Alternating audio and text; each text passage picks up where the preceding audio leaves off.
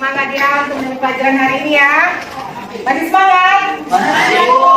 Oke, tapi sebelum kita mulai pelajaran kita, ada baiknya kalau kita memulainya dengan baca doa agar apa yang kita pelajari hari ini bisa diterima oleh diri kita. Oke, silakan pimpin doa dulu ya.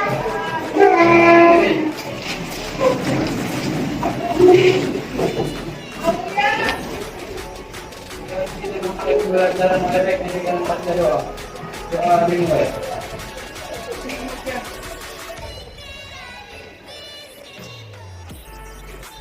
Doa sesi. Pergi kita pada ibu guru. Pada ibu guru kita bersalam. Oke, selamat siang. Silakan duduk. Mulai pelajaran ada baiknya kita mainkan lagu wajib. Nah, oke diri.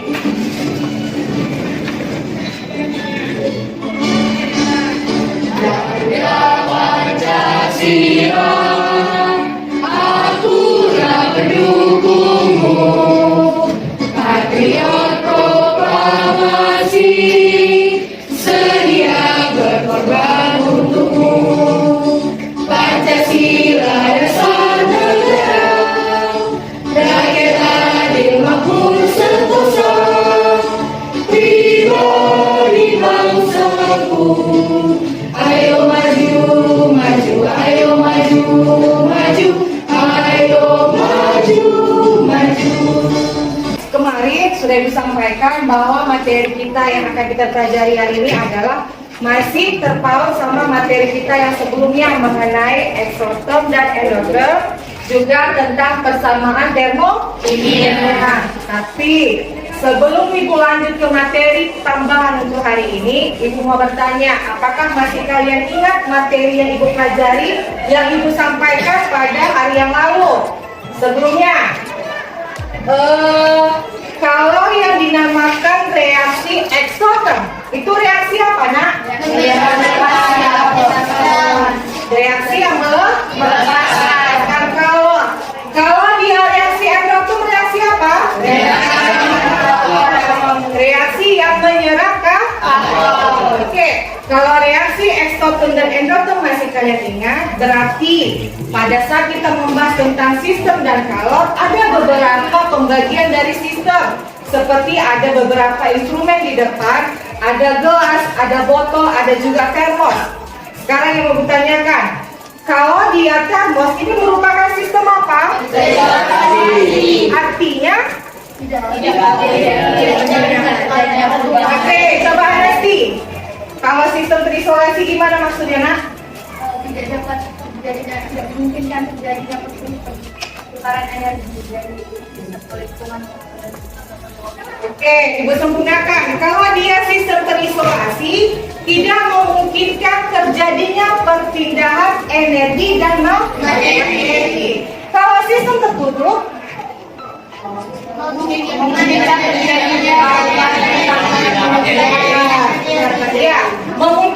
terjadinya pertukaran energi, tapi tidak memungkinkan terjadinya perubahan materi. Oke, kalau sistem terbuka, oke, kalau sistem terbuka memungkinkan terjadinya pertukaran energi dan materi. Oke, di sini kita akan membahas tentang reaksi eksoterm dan endoterm, kelanjutan dari materi kita yang sebelumnya. Kemarin juga sudah dijelaskan bahwa kalau dia reaksi eksoterm itu sebagai reaksi yang membebaskan kalor, sedangkan reaksi endoterm sebagai reaksi yang menyerap kalor.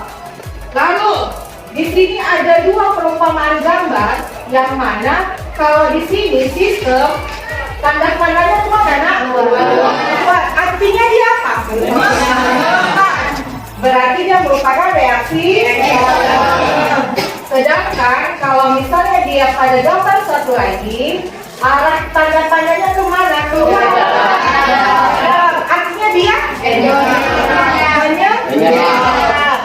Oke, di sini ada perubahan entalpi delta H, yaitu selisih antara entalpi produk dengan entalpi reaksi Ap dikurang Kr, yang mana reaksi eksotherm delta H-nya bernilai karena dia membebaskan atau membebaskan, serta reaksi endotherm delta H-nya bertanda positif karena dia menyerap. Oke, perubahan entalpi diukur pada temperatur 298 Kelvin dan tekanan 1 atmosfer, disepakati sebagai perubahan entalpi standar. Berarti ada ketetapan di sini berdasarkan tekanan dan temperatur. Oke. Kemudian untuk persamaan termokimia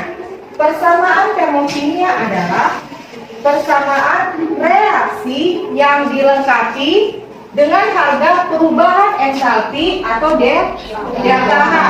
Persamaan termokimia selain menyatakan jumlah mol reaktan dan jumlah mol produk, juga menyatakan jumlah kalori yang dibebaskan atau diserap pada reaksi dalam satuan kilojoule atau dalam molar kilojoule. Oke, sebelum kita lanjut ke materi ke pembahasan sebelumnya, tadi Ibu belum mengabsen, sekalian kita bentuk kelompoknya agar kita diskusikan bersama mengenai materi hari ini. Oke, Rosmelia, Salsa, Hazalia, Bian, Yogi, Juana, Jonathan, Andrian, Syahputri, Amelia, Amasya, Hizkia, Hafiz, oke, Anasti, Saskia, Lauren, kenapa lemes sekali nak? Kurang sehat? Oh sehat, oke. Pratiwi, lama-lama semakin dipanggil, lama-lama habis suaranya. Rumahnya, Mika, Gilang, sehat Gilang, sehat alhamdulillah. Ayah Nundi, ada yang dipanggil nak?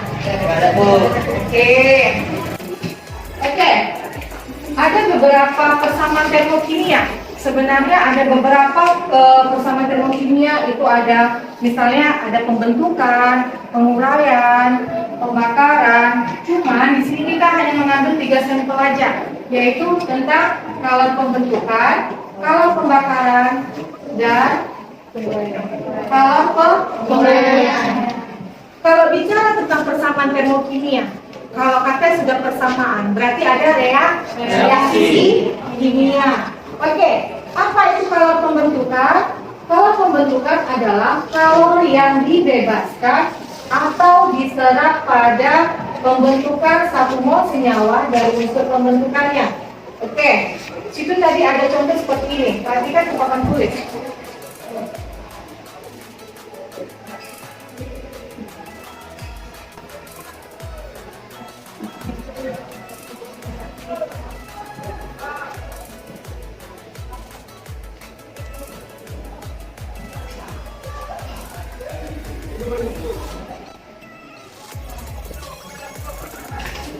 Oke, di depan ini ada 2 reaksi kan? Yang pertama, C ditambah O2 menghasilkan CO2. Sedangkan yang kedua, CO2 dipecahkan menjadi C ditambah O2. Dari keterangan tadi di sini, ada situ kalau pembentukan dan kalau penguraian. Kalau kita belajar dari waktu kelas 10 kemarin, kalau dikatakan yang dinamakan jas senyawa itu terbentuk dari apa? Beberapa atom.